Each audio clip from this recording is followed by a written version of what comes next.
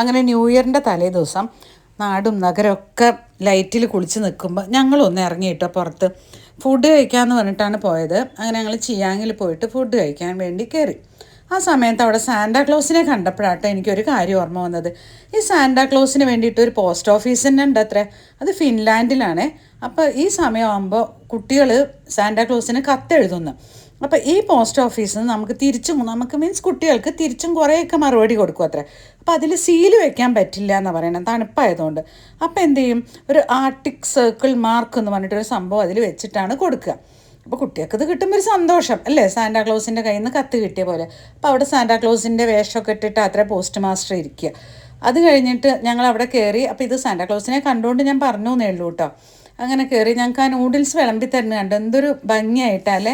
അത് നമ്മളൊക്കെ ആണെങ്കിൽ വിളമ്പുമ്പോൾ കുറച്ച് നൂലൊക്കെ അവിടെയും ഇവിടെയൊക്കെ തെറിച്ച് പോവും.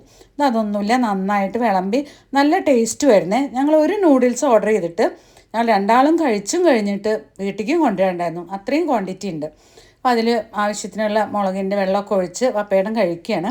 അങ്ങനെ ഞങ്ങളുടെ ന്യൂ ഇയർ ഈവും അടിപൊളിയായിരുന്നു കേട്ടോ. ഫുഡൊക്കെ കഴിച്ച് ഞങ്ങൾ ലൈറ്റൊക്കെ കണ്ട് വീട്ടിലേക്ക് മടങ്ങി വന്നു. അപ്പോൾ എല്ലാവർക്കും ഹാപ്പി ന്യൂ ഇയർ.